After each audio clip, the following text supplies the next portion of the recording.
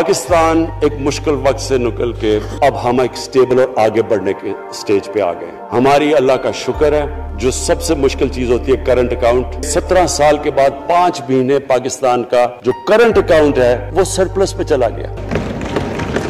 हमारे जितने मुल्क में डॉलर्स आ रहे हैं और जितने बाहर जा रहे हैं, अल्लाह का करम है, ज्यादा डॉलर्स आ रहे हैं। हमारा रुपया खुद ही, हम पैसे नहीं लगा रहे, इसको खुद रुपया स्ट्रेंथ गेन कर रहा है। ये बड़ा इंपॉर्टेंट टाइम है। इसके बावजूद कि इस मुल्क में कोरोना हुआ, सारी दुनिया की इकोनॉमीज कोरोना में बुरी तरह मुतासिर हुई, उसके बावजूद हमने मॉनिटर किया और जिस तरह हमने डेटा गैदर किया, एक एक चीज फॉलो करके हमने जैसे अपने लोगों को बचाया। मैं खास तौर पे अपनी टीम यासद उमर और हमारी जो टीम थी, डॉक्टर फैसल, मैं इनको खास तौर पे खराज तहसीन पेश करता हूँ। तो उस मुश्किल वक्त से भी आप दुनिया में देखें और जिस तरह पाकिस्तान निकला, कि हमने ये फैसला किया है इलेक्ट्रल रिफॉर्म्स का। हम अब टेक्नोलॉजी के ऊपर वो जो ईवीएम मशीन्स हैं, इलेक्ट्रॉनिक मशीन्स लेके आएंगे।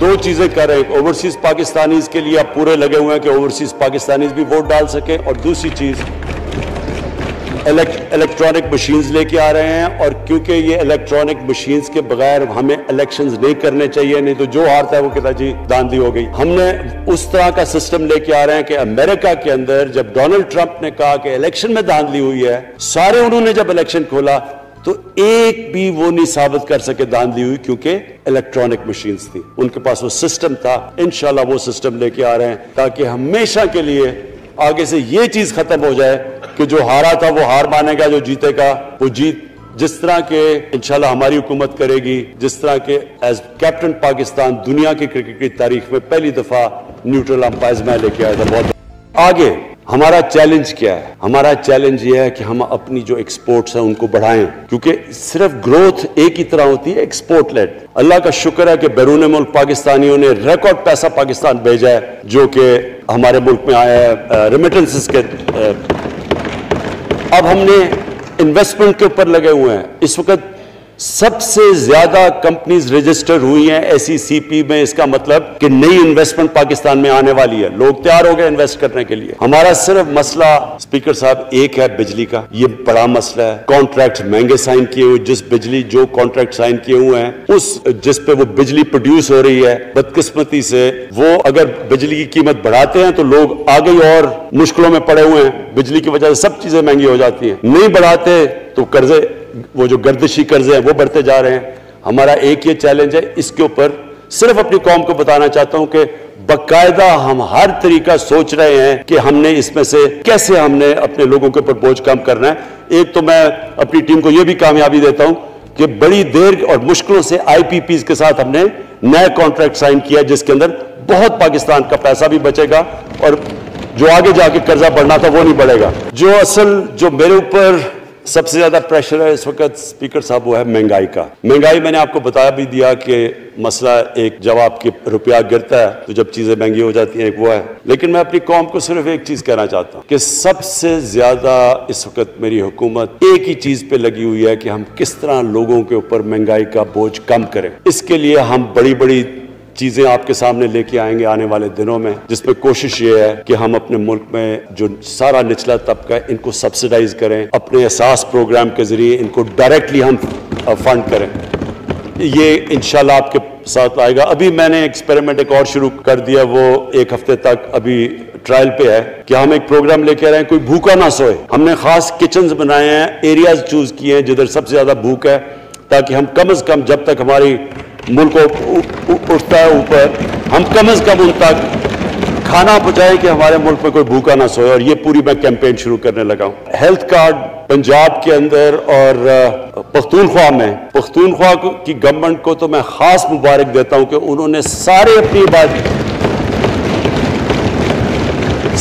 अपने पख्तूनख्वा के खानदानों को कवर कर लिया हेल्थ इंश्योरेंस से। ये बड़े बड़े अमीर मुल्कों में भी ऐसा नहीं होता कि हर एक खानदान के पास 10 लाख रुपए की इंश्योरेंस होगी, किसी भी अस्पताल में जाके अपना इलाज करवा सकें। मैं खास तौर पे महमूद खान और आपकी कैबिनेट को मुबारक देता हूं। पंजाब क्योंकि बहुत बड़ा है, उन्होंने भी फैसला कर लिया है। उस्मान बुजदार आपकी और आपकी टीम को मैं खास मुबारक देता हूं कि इस साल के एंड तक वो सारे पंजाब के अंदर हेल्थ कार्ड पहुंचा देंगे। ये एक आम आदमी के लिए सबसे बड़ी, कम से कम जैसे जैसे हम अपने मुल्क को उठा रहे हैं तो कम से कम हम लोगों की बुनियादी जरूरियात पूरी करें। और जो किसान हैं जी, किसानों के लिए एक बड़ा जबरदस्त प्रोग्राम लेके आ रहे हैं। इसके ऊपर भी हमने बड़ा ब्रेनस्टॉर्मिंग की है कि कैसे हम किसान की मदद कर सकते हैं। प्रॉब्लम तो हमारे पास ये है ना कि जितना हम पैसा इकट्ठा करते हैं, आधा पैसा कर्जों की किस्तों पे चला जाता है, तो पैसा कम बचता है। लेकिन हमने फैसला किया किसानों के ऊपर हम खास जोर देने लगे हैं, ताकि दो चीजें और जी। देखिए, मैं कौम समझती है ना कि अब हम कैसे ये जो कर्जे हमारे ऊपर चढ़े हुए हैं इनसे कैसे निकलना है। इससे सिर्फ एक ही तरीका निकलने का कि हम अपने मुल्क में दौलत के अंदर इजाफा करें, वेल्थ क्रिएशन करें। इसके लिए हम क्या करने जा रहे हैं? इसके लिए हमने मेगा प्रोजेक्ट्स बनाए हुए हैं। एक है रावी सिटी लाहौर, दूसरा इस वक्त एक वॉल्टन के ऊपर एक हम बिजनेस सेंटर बनाने लगे हैं लाहौर का, वो बहुत मेगा प्रोजेक्ट है। और फिर तीसरा जो है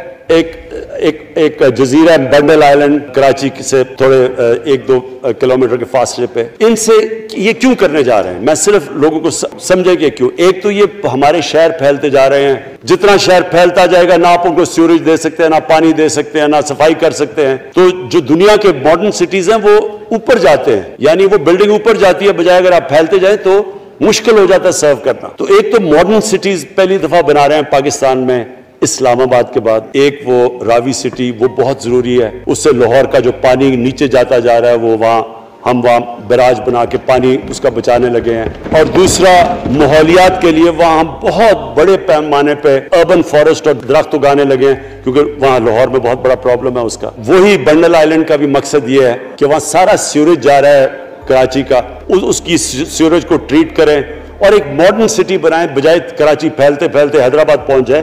एक पूरी ऊपर सिटी बनाए जो एक मॉडर्न सिटी हो। तो लेकिन इसका असल मकसद ये है कि इससे पैसा जनरेट होगा, अरबों खरबों रुपया हम जनरेट करेंगे और उस पैसे से हम फिर ये कर्जे वापस करेंगे। और दूसरी चीज, बाहर से इन्वेस्टमेंट आएगी। बैरून मुल्क पाकिस्तानी जो सबसे बड़ा मुल्क का एहसास है, वो बाहर आके वो इनके अंदर इन्वेस्ट करने के लिए तैयार है, इन बड़े बड़े प्रोजेक्ट्स के अंदर। और जैसे फॉरेन एक्सचेंज आएगा, हमारे रिजर्व्स बड़े होंगे, हमारा रुपया स्टेबल होगा और इससे जो वेल्थ क्रिएशन होगी, इससे हम फिर अपने कर्जे वापस करेंगे। उसके अलावा 50 साल के बाद 2 बड़ी डैम्स बन रही हैं।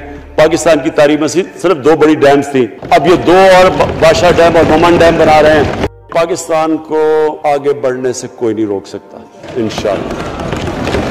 हमारे मुल्क में अल्लाह ने हर किस्म की नेमत दी है। इस मुल्क में जो पोटेंशियल है शायद ही किसी मुल्क में है। इसका जो लोकेशन है जियो स्ट्रेटेजिक, वो भी शायद ही किसी मुल्क के पास है। 12 मौसम अल्लाह ने दिए हुए हैं, यहाँ ऊपर से लेकर नीचे तक कुछ भी उगा सकते हैं। ज़रख़ेज़ ज़मीन है जिसको हम सही तरह इस्तेमाल नहीं कर पा रहे, क्योंकि हमारी सारी प्रोडक्टिविटी बड़ी कम है, टेक्निक्स बड़ी पुरानी है। चाइना के साथ मिलकर उस तरफ भी हम जा रहे हैं कि अपनी प्रोडक्टिविटी बढ़ाने के लिए। इंडस्ट्रियल रेवोल्यूशन के बाद ये जो टेक्नोलॉजी की रेवोल्यूशन आ रही है, इसमें हमारे पास एक यंग आबादी है और इसके ऊपर अब हम पूरा जोर लगाएंगे और इंशाल्लाह ये जो हमारी आबादी है, ये ही एक यंग आबादी पाकिस्तान को उठा देगी अगर हम इनको सही माने में टेक्निकल एजुकेशन दे दें।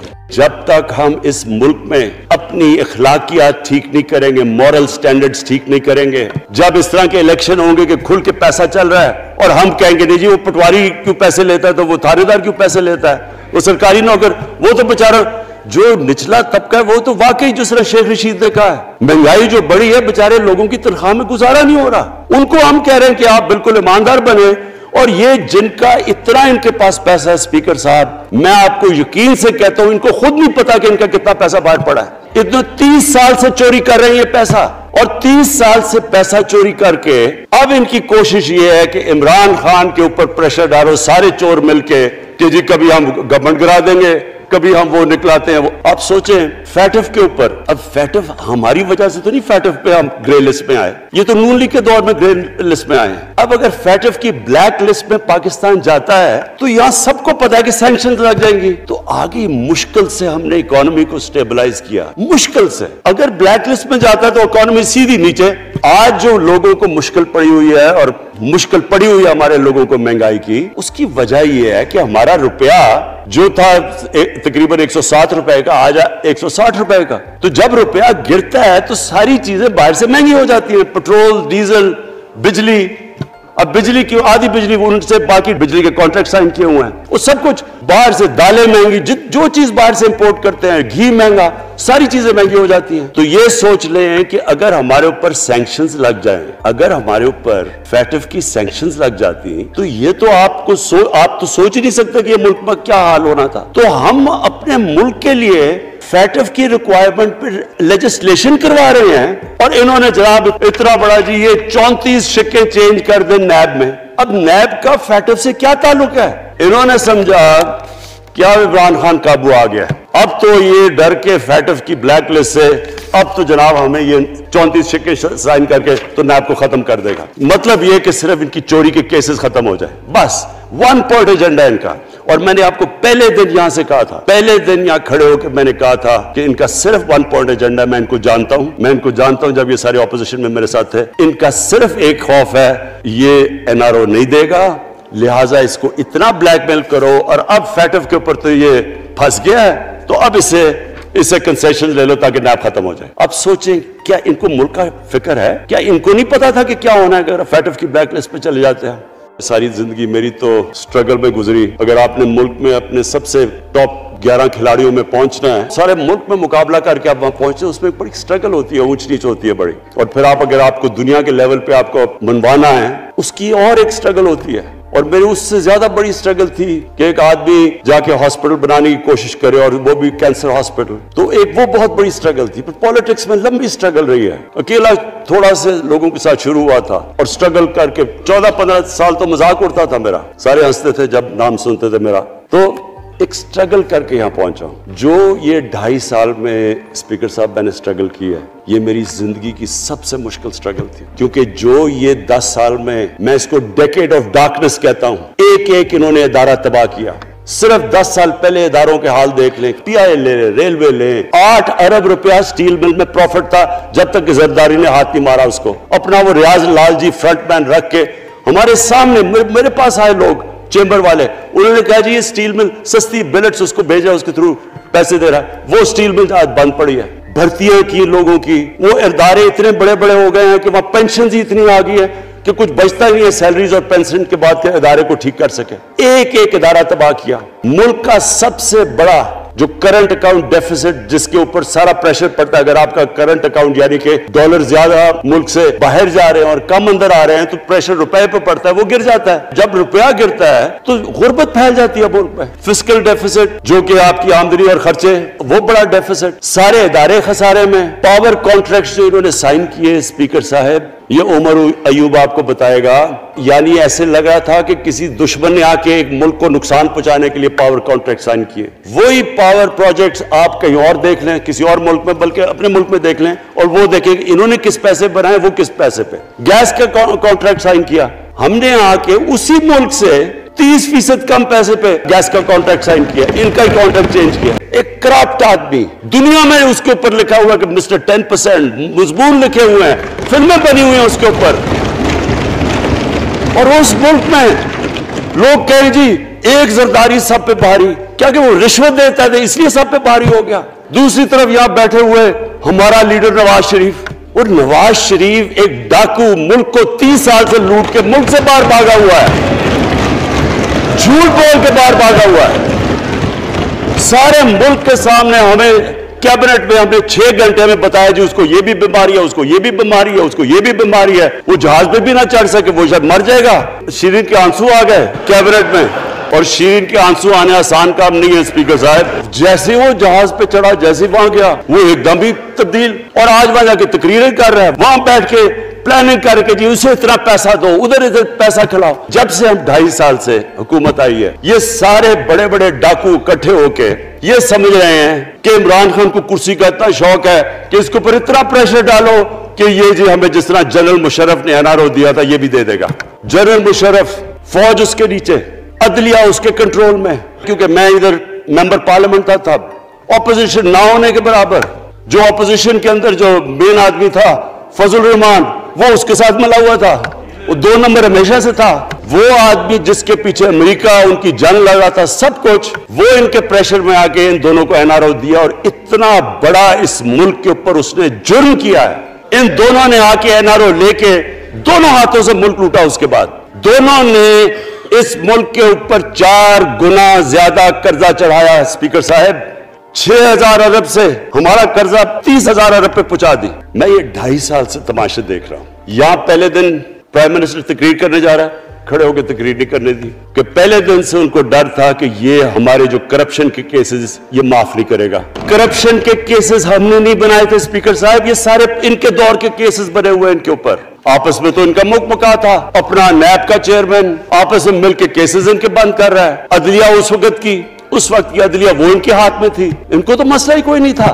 वो पाकिस्तान का $60 बिलियन पड़ा हुआ है स्विट्जरलैंड में, वो जज कह रहा है कि वापस लेके आओ। वो यूसुफ रजा गिलानी वो कहते नहीं जी मैं नहीं खत लिखता, भाई आपके बाप का पैसा था, पाकिस्तानी कौम का पैसा था, उसके ऊपर वो डिस्क्वालीफाई हो जाता है। वो ऐसे फिर है जिस तरह नेल्सन मंडेला का डिस्क्वालीफाई हो गया। हमें ये कभी भूलना नहीं चाहिए कि ये पाकिस्तान क्यों बना था। वो एक अंग्रेजी का एक फ्रेज है कि नेशंस विदाउट विजन डाई।